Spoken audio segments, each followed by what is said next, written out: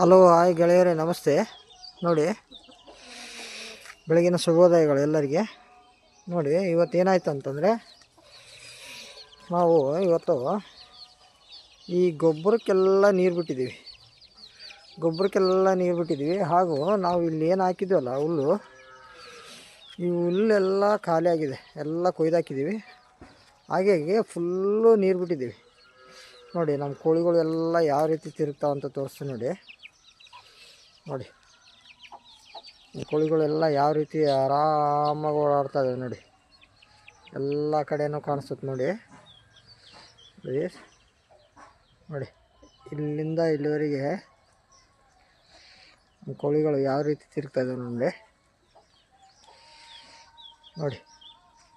ಇದೆಲ್ಲ ಹುಲ್ಲು ಖಾಲಿ ಆಗಿದೆ. ಈಗ ನೀರು ಬಿಟ್ಟಿದ್ದೀವಿ. ನೆಕ್ಸ್ಟ್ ಪ್ಲಾನು ಇದರಲ್ಲಿ ಏನಾರು ಇದ್ರ ಜೊತೆಗೇ ಬೇರೆ ಯಾವುದಾದ್ರೂ ಸ್ವಲ್ಪ ಹುಲ್ಲಿನ ಬೀಜ ತಂದು ಉಗ್ಬೇಕಂತಿದೆ. ಯಾವುದಾದ್ರೂ ಒಳ್ಳೆ ಬೀಜ ನಿಮ್ಗೆ ಗೊತ್ತಿದ್ದರೆ, ಕಂಟಿನ್ಯೂ ಬರ್ತಕ್ಕಂಥ ಬೀಜಗಳು ಸ್ವಲ್ಪ ಕಾಮೆಂಟ್ನಲ್ಲಿ ತಿಳಿಸಿ.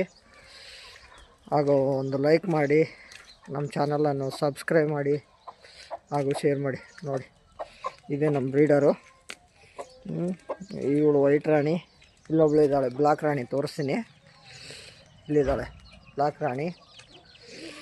ಇವು ಮರಿಗಳು. ನೋಡಿ, ಇಷ್ಟು ಜಾಗ ನಮ್ಮದು. ಇಷ್ಟು ಜಾಗದಲ್ಲೇ ಏನೋ ಒಂಥರ ತೋಟ ಮಾಡ್ದಂಗೆ ಮಾಡಬೇಕು. ಇದೆಲ್ಲ ನಮ್ಮ ಶೆಡ್ಡು. ಇದು ಹಳೆ ಶೆಡ್ಡು, ಇದು ಹೊಸ ಶೆಡ್ಡು. ಇದರಲ್ಲಿ ಯಾವುದೋ ಒಂಥರ ತೋಟ ಮಾಡ್ದಂಗೆ ಮಾಡ್ಬೇಕು ಅನ್ಕೋತಿದ್ದೀವಿ. ಇಲ್ಲಿ ಏನಂದರೆ ನಮಗೆ ಕೋತಿಗಳ ಹಾವಳಿ ಜಾಸ್ತಿ ಇದೆ. ಹಾಗಾಗಿ ಸ್ವಲ್ಪ ಏನಾರು ಮಾಡ್ಬೇಕಂದ್ರೆ ಒಂಥರ ಬೇಜಾರು.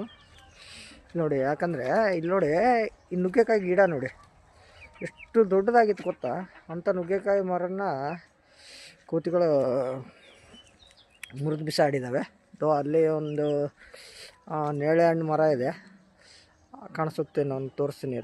ನೇರಳೆ ಹಣ್ಣು ಮರ, ಅದನ್ನು ಕೋತಿಗಳು ಮುರಿದಾಕಿದ್ದಾವೆ. ಈ ಕೋತಿಗಳ ಹಾವಳಿಲಿಂದ ಏನಾರು ಮಾಡಬೇಕು ಅಂತಂದ್ರೂ ಒಂಥರ ಬೇಜಾರಾಗ್ಬಿಟ್ಟೈತೆ. ಇದಕ್ಕೆ ಏನು ಸೊಲ್ಯೂಷನ್ ಗೊತ್ತಾಗ್ತಿಲ್ಲ. ಸ್ವಲ್ಪ ಏನಾರು ಕೋತಿಗಳನ್ನು ಯಾವ ರೀತಿ ಓಡಿಸ್ಬೇಕಂತ ಏನಾರು ಗೊತ್ತಿದ್ದರೆ ನಮ್ಮ ಕಾಮೆಂಟಲ್ಲಿ ತಿಳಿಸಿ. ಹಾಗೂ ನಮ್ಮ ಚಾನಲನ್ನು ಸಬ್ಸ್ಕ್ರೈಬ್ ಮಾಡಿ, ಒಂದು ಲೈಕ್ ಕೊಡಿ. ನಮ್ಮ ಕೋಳಿ ಸಾಕಾಣಿಕೆ ದೊಡ್ಡ ಮಟ್ಟದಲ್ಲಿ ಬೆಳೆಯಲಿ ಎಂದು ಹಾರೈಸಿ ಅಂತ ಕೇಳ್ಕೊಳ್ಳುತ್ತಾ ಈ ವಿಡಿಯೋನ ಇಲ್ಲಿಗೆ ಮುಕ್ತಾಯ ಮಾಡುತ್ತಿದ್ದೇನೆ.